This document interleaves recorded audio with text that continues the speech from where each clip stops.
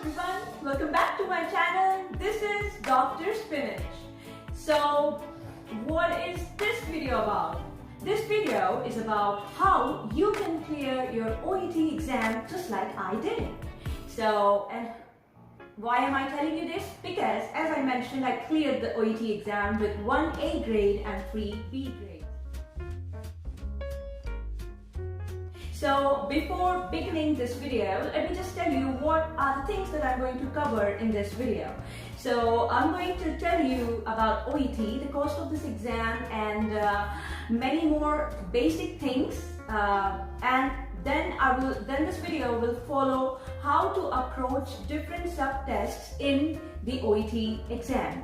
So let me just start with the first question, and that is, what is OET? So OET's full form is Occupational English Test. So according to its full form, it is given by certain occupations. Now these occupations include professionals from healthcare settings. And well, this is an international English language test that, as I mentioned, can be written by healthcare professionals. And why do they write this exam? In order to register themselves in an English-speaking environment or country. The next question that arises is, who are these healthcare professionals that can write this OET exam? So these healthcare professionals are mentioned in the OET official website, and well, most of those who write OET are doctors and nurses, and some other that I can mention is dentists, pharmacists, physiotherapists. And moving on to the next question, in what countries is OET accepted? So well, naming just a few, these include Australia, New Zealand, the United Kingdom, Ireland, the United States of America, Singapore, Namibia, and so on. Rest of the countries which accept OET and rest of the organizations which accept OET are mentioned in the OET official website itself. So what I'm going to do is I'm going to drop a link of the OET official website in my discussion section down to my YouTube video. Okay, the next question, what's the cost of this exam? So this exam costs about 587 Australian dollars, which equals to 30,000 Indian rupees. I know it's a bit expensive, but let me reassure you that this exam is better to write as an option rather than IELTS, because I find IELTS is tougher than OET, so it's worth it. Go for it. Okay, the next question. What's the validity of this exam? So after you pass this exam is going to be valid for 2 years. So the next question is, how much do you need to score in order to qualify in this exam? So you need a minimum of B grade to qualify in this exam in all the 4 subtests. Okay, so B grade equals to 350 marks out of 500. Well, for nurses, it is different in different countries.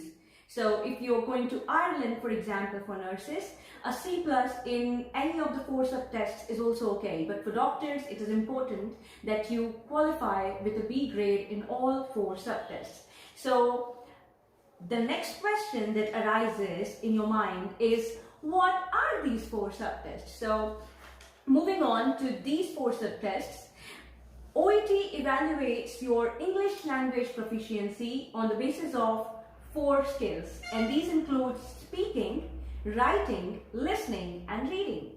Now you might ask, how much did I score in these 4 subtests? So my scores were, in speaking, I scored 450, that's an A grade. In writing, it was 390, in reading 400, and in listening 420. Okay. Some of the students have asked me question whether they should take up coaching or do self-study, or whether how did I prepare for this exam. So I took coaching for this exam. So just take it this way. if you're spending $600 on an exam, you don't want to fail that exam at all, do you? 30,000 Indian rupees, they matter a lot. So it's wise to spend on a coaching so that there is a surety that you might pass this exam, because you get speaking feedback and writing corrections that are very necessary in order to clear this exam. Yeah, so I took coaching, and another thing that I really believe in is, this is what my father used to tell me, that anything that you spend on education is not a waste. It's gonna be there with you for a lifetime to come. So don't stop to overthink about taking a coaching. Just take away.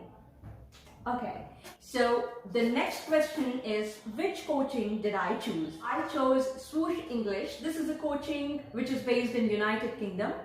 Well, I had great support from the whole team, plus individual attention.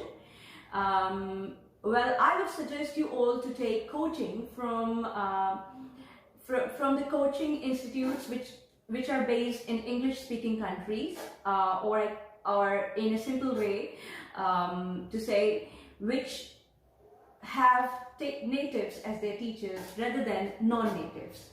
So this is because natives are well equipped to teach you English language, since their first language is English, rather than non-native teachers. Now, another question that came up with when I posted about my experience of OET on Facebook pages, people asked me what course should they choose from. So just a brief idea to give you: choose a course which gives you writing corrections.